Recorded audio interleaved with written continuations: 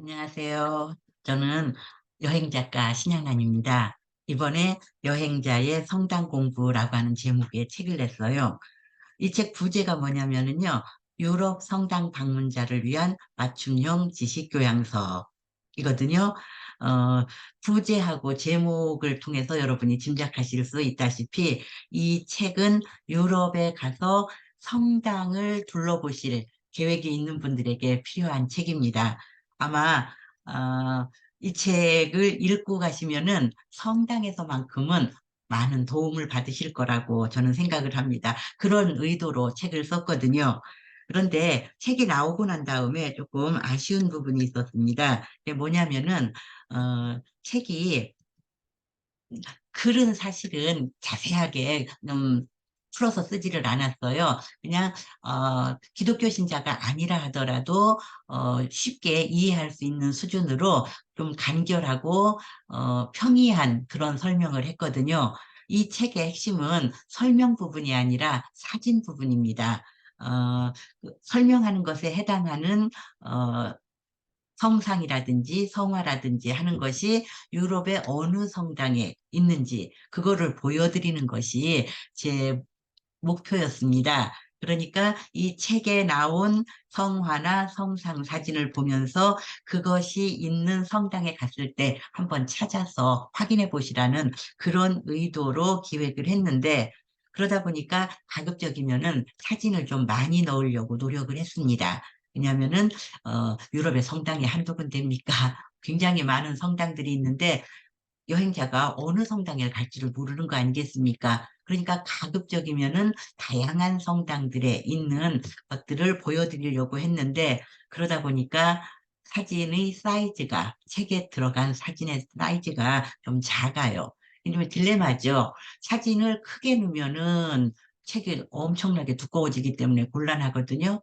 이제 할 수 있는 거는 사진을 크게 넣되 음, 적은 숫자를 넣든지 아니면은 사진을 많이 넣되 사이즈가 작은 걸로 넣든지 뭐 거기에서 조화를 이루어야 되는데 어찌됐든지 그렇게 해서 지금 보시는 것처럼 설명과 음, 사진이 더 비중이 크다는 거를 여러분이 아실 수 있을 겁니다. 근데 사진 사이즈가 작아서, 이게 어떤 내용인지 좀 잘 안 보인다라고 생각하는 분들이 계실 수 있을 것 같아서, 이 유튜브 동영상은 책을 보완하는 그런 역할을 합니다. 책에는 지면 관계상 조그맣게밖에 넣을 수가 없었는데, 그 사진을 좀 더 유튜브에서는 큼직하게 보여드려서 내용을 이해하는 데 도움을 드리려고 이 동영상을 만든 겁니다. 그런 의도로 여러분이 알아주시면 되겠고, 이제 제일 처음에 나오는 사진이 이 부분입니다. 사실 요게 이제 왼쪽에 있는 4페이지에 있는 요 사진은 바티칸 시국에 있는 성 베드로 대성당의 발다키노와 천장이 보이도록 찍은 사진인데, 5페이지에서 제가 이런 말을 썼어요. 어, 이 책은 유럽에 가서 죽어도 성당을 볼 생각이 없는 사람한테는 필요 없는 책입니다. 그렇지만 유럽 가서 성당을 한 군데도 안 본다는 건 너무 손해나는 일일 텐데 어쩌죠? 혹시라도 생각이 바뀔 여지가 있을까요? 바티칸 시국 성 베드로 대성당의 화려한 내부 사진을 보여드립니다. 일종의 미끼 상품이지요. 저렇게 멋진 곳을 외면할 자신 있느냐는 도발이기도 하고요. 어떤가요? 좀 마음이 흔들리시나요? 그리스도교 신자가 아니라 해도 유럽의 성당은 가볼 필요가 있습니다. 유럽의 역사와 문화, 예술 등을 이해할 수 있는 소중한 문화遺産이라고 받아들인다면은 종교적 입장이 다르다고 해도 거부감이 덜할 것입니다. 라고 이제 썼는데 이게 제 솔직한 심정입니다. 다만 미끼 상품이 딱 하나밖에 안 들어가게 아쉬워서 요 4페이지에 해당되는 내용은 책에 안 나온 것들을 조금 더 보여드리려고 합니다. 지금 보시는 이 장면은요, 성 베드로 대성당에서 미사가 집전되고 있는 장면입니다. 어, 바티칸, 바티칸에 이제 성 베드로 대성당에 들어갔는데 미사가 진행되고 있다. 그러면은 여행자 입장에서는 좋은 점도 있고 좀 안 좋은 점도 있습니다. 좋은 점은 뭐냐면은 성 베드로 대성당에서 열리는 미사를 직접 본다는 거는 여행자한테는 귀한 기회잖아요. 그런 이제 특별한 경험을 할 수 있다라고 하는 거는 좋은 점이고, 안 좋은 점은 너무 이게 출입이 통제되는 부분이 많아요. 적어도 발다키노 뒤쪽으로는 갈 수가 없습니다. 이제 시간이 넉넉한 여행자라면은 미사가 다 끝나기를 기다렸다가 또 볼 수도 있겠지만은, 제가 볼 때 미사가 한번 진행되고 나면은 빨리 치워지지를 않더라고요. 그래서 사람들이 그 안쪽으로 들어가지를 못하니까 절반밖에는 볼 수 없는 그런 단점이 있더라고요. 하여간 성 베드로 대성당은 단순히 여행자들에게 보여주는 성당이 아니라 현재도 미사가 직전되는 그런 장소다라고 하는 것을 먼저 말씀을 드리겠습니다. 성 베드로 대성당은 정말 볼거리가 많은데, 그중에서 제일 유명한 작품을 하나 꼽으라면은 대부분 사람들은 이 작품을 꼽지 않을까요? 바로 미켈란젤로가 조각한 피에타입니다. 십자가형을 선고받고 십자가에서 절명한 숨이 끊어진 예수를 내린 다음에 어머니인 성모 마리아가 안고, 원래는 이제 슬픔에 잠겨 있는 그런 장면인데, 미켈란젤로가 조각한 이 작품 속의 성모 마리아는 뭐 오열한다거나 막 이렇게 슬픔을 이기지 못해서 이렇게 뭐 그런 표정은 아니고, 잔잔한 그런 표정입니다. 아버지의 나라로 돌아갔다. 그러니 뭐 크게 슬퍼할 일은 아니다라고 생각을 하는지는 모르겠지만은, 성모 마리아의 표정이 좀 의외로 우리가 상상할 수 있는 그런 아들을 잃은 어머니의 표정은 아니더라고요. 어쨌든지 성 베드로 대성당 안에 있는 미술 작품 중에서 가장 유명세가 높은 작품은 이 작품으로 보입니다. 뒤에서 나중에 피에타 설명할 때 한 번 더 보여드리려고 합니다. 그리고 성 베드로 대성당은 말 그대로 사도 베드로를 위해 베드로에게 봉헌한 성당이거든요.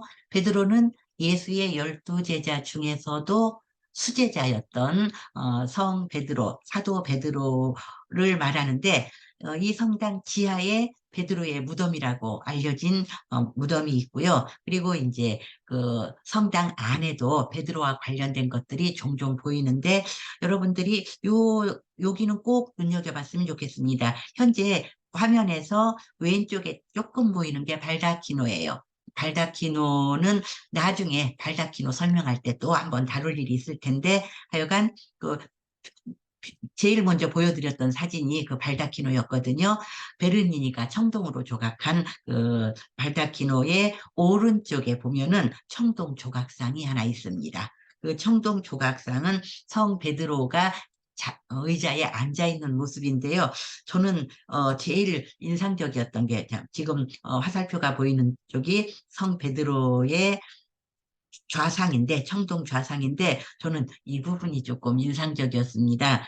이 성당에 오는 사람들마다 어떤 소원을 빌면서 베드로의 발을 만진 겁니다. 그래서 이제 사람들을 손이 많이 닿았으니까 반질반질한 것까지는 이해를 하는데, 거의 굴곡이 다 지워질 정도로 사람들이 쓰다듬는 그 손길만으로도 발에 그 발가락 문양이 사라질 정도로 이렇게 많이 달았어요. 얼마나 많은 사람들이 와서 소원을 빌며 여기를 만졌을까 하는 그런 생각이 들더라고요.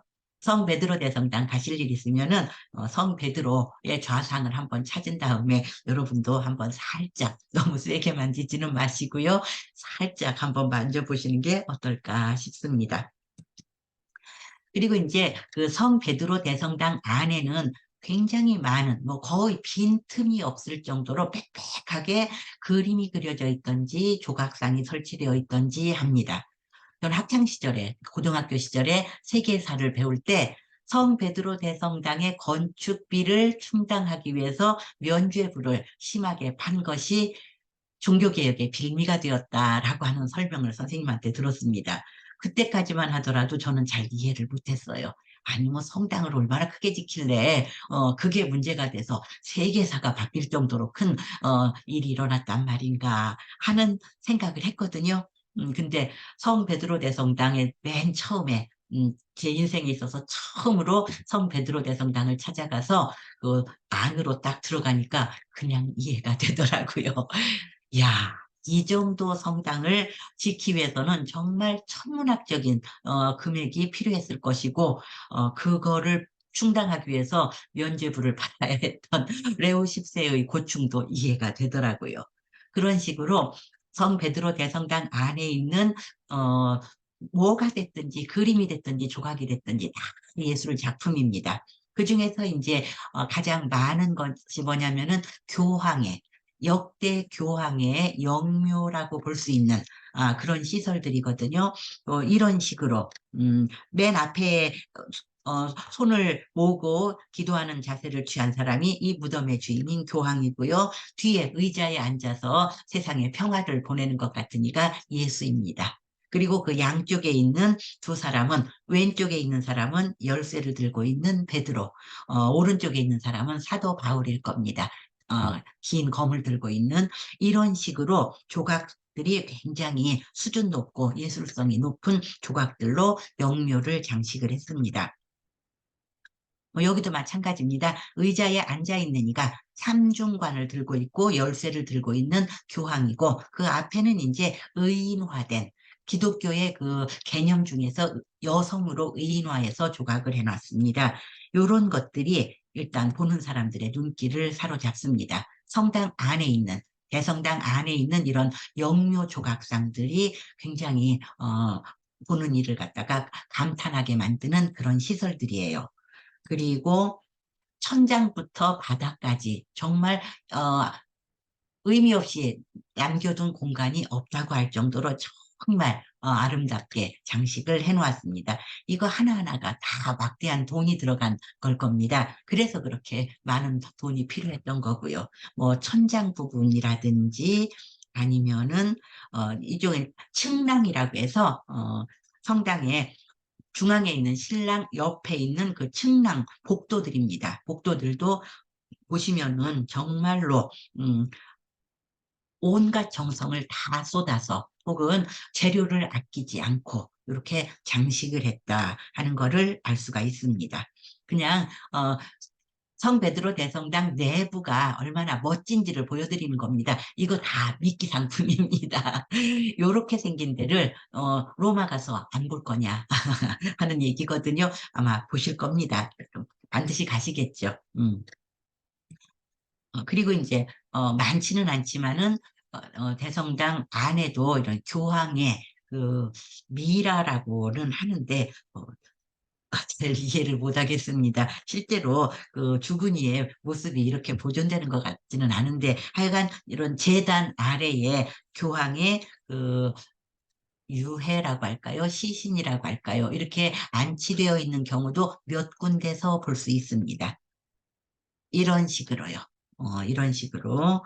다음에, 근데 이제 사실은 그 성당 안에, 그 1층 안에 이제 재단에 이 교황의 그 시신이 있는 경우가 몇 군데 있는데, 실제로 이 성 베드로 대성당에서 그 교황들의 안식처, 영면을 취하는 안식처로서 더 중요하고 많은 교황이 묻혀 있는 데는 지하예요. 그래서 성 베드로 대성당 지하에는 베드로의 무덤을 비롯해서 역대 교황들이 잠들어 있거든요.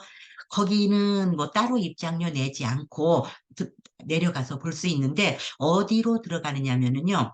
그 발다키노 맨 처음에 보여드렸던 그 청동으로 된 그 정자 모양으로 생긴 시설 있죠. 그 주변에 네 명의 기독교 성인이 있어요. 롱기누스라고 하는 창을 들고 있는 성인과 그다음에 십자가를 들고 있는 헬레나라고 하는 성녀 그리고 예수의 얼굴이 새겨진 손수건을 들어 보이는 베로니카라고 하는 여인의 조각상이 있고 그리고 X자형 십자가를 등에 메고 있는 안드레아 상이 있습니다. 안드레아는 예수의 12제자 중 한 명이고 사도 베드로의 친동생입니다. 또 안드레아도 그 네 명의 기독교 성인에 포함돼서 조각상이 설치되어 있는데 그 뒤쪽으로 지하로 내려가는 계단이 있습니다. 어디냐면은요. 여기에서 이제 여기 사람들, 이 사람들이 지금 지하 무덤 있는데, 교황들의 무덤이 있는 곳으로 가려고 지금 있는 거거든요. 그 아래쪽으로 요렇게 이제 내려가는 길이 있으니까 혹시라도 성 베드로 대성당 가실 일이 있으면은 지하도 한번 가보시는 것이 좋을 것 같습니다. 제 생각에는 그렇습니다. 내려가 보면은 이런 식으로, 교황의 뭐 석관이라든지 아니면은 좀 더 규모가 큰 그런 무덤이라든지 아니면은 뭐 이런 식으로 조촐한 무덤이라든지 하는 것이 많이 있거든요. 이제, 쭉 가다 보면은, 세계사에서 이름을 들어봤을 법한 그런 교황도 보이고 그렇거든요. 지하도 한번 내려가 보시라고 저는 권하고 싶습니다. 음, 지금까지 여러분에게 설명드린 거는 성 베드로 대성당이 사실 성당 장식 측면에서는 정말 으뜸가는 성당이 아닌가 싶습니다. 규모로 보나 장식의 어떤 화려하고 정교하고 아름다운 면에서 보나 하여간 성 베드로 대성당은 꼭 가볼 필요가 있다라고 하는 거를 말씀드리는데 그거를 한 장의 사진밖에는 책에 넣을 수가 없었기 때문에 나머지 또 책에는 실리지 않았지만은 나머지 여러분들에게 대강 이런 곳입니다라고 하는 거를 알려드리기 위해서 여러분께 지금 보여드린 겁니다. 이제 요 성 베드로 대성당 이야기는 여기까지 하고요. 다음 시간에는 그 다음 페이지에 나오는 파도바 대성당의 부속 세례당 천장화와 벽화를 좀 더 자세히 알아보려고 합니다. 이런 식으로 그 책에 나오는 사진들을 좀 더 크게 혹은 거기에 얽혀 있는 이야기들을 여러분들에게 들려드리려고 유튜브 영상을 만들 겁니다. 좀 관심 가져주시기를 부탁드립니다.